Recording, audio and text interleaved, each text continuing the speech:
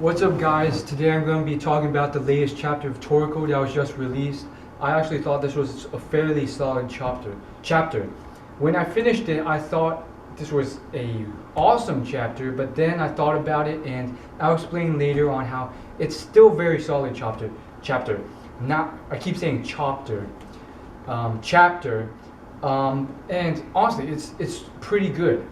Most amazing thing ever? No, but still pretty solid. So let's get started here. I'm actually going to be doing a play-by-play. I only do this for the manga or chapters that I think deserve it. Toriko this week was one of them. So it starts off with, lo and behold, the vortex in the sky again. We all know what that means. If you don't, I'm not going to explain it. You need to read up on your Toriko. Anyhow, we see a black paw, and obviously it's sort of like a gotcha scheme because we think it is, well, we assume it's either Terry, who has somehow matured and gotten darker, or just the actual matured gourmet world battle wolf. By the way, do you guys think that's the only one in the gourmet world? From what we saw, that Battlewood was scarred all over the place, super old yet super powerful. You know, it had all these scars, it was huge, and its hair was all over the place. From what it looked like, it seemed like it was the only one, and yet it was mentioned in Toriko previously a couple times that there may be a whole pack that had still survived in the gourmet world. How they went extinct, we don't know. Maybe another even stronger one took it out. And I think based on the progression of power levels, the author constantly wants to one-up himself, which I loved. I love how he just one-ups himself constantly with power levels. But I think what's going to have to happen here is that we know there's like 7 kings of the gourmet world. The 3 have already been introduced. They are the serpent, the hawk, and battle wolf. Most likely the next one up is probably going to be stronger than all 3 of these combined.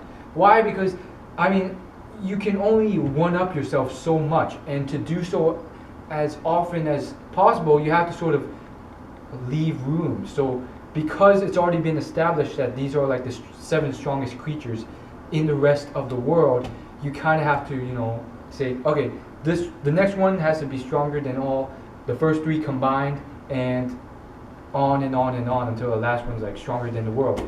I don't know. That's my prediction.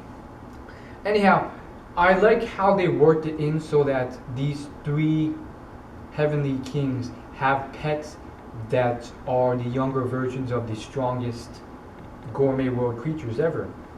Obviously the author worked it in, and I loved how Terry was brought about, but the introduction of Sunny and Coco's pets.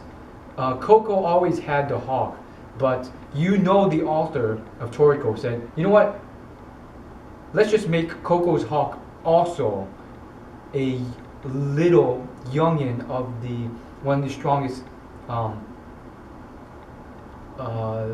kings of the gourmet world ever. I didn't like how the author just worked it in because he wanted those 3 to have pets like that. I mean, it made sense how they got Terry. They made this whole ceremony about it. They were like, and now, finally, we have procured a clone. Like, they literally had to clone like some sort of fossil of the battle wolf in order to obtain Terry. Like, that was how rare it was. I mean, and so for these 2 guys to just, you know, randomly have these pets that are like the strongest creatures in existence and the youngest versions, that doesn't really make sense to me. Granted, I mean, especially Sunny's, because Sunny's was like, I believe he mentioned how he just randomly stumbled across this snake or so forth. Doesn't make sense to me because these are the strongest beasts in the Toriko universe.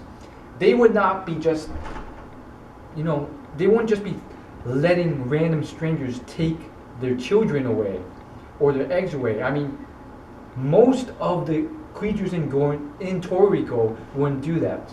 So that didn't make sense. Anyhow, I love this whole concept with these guys battling it out and this vortex swarming about. Obviously,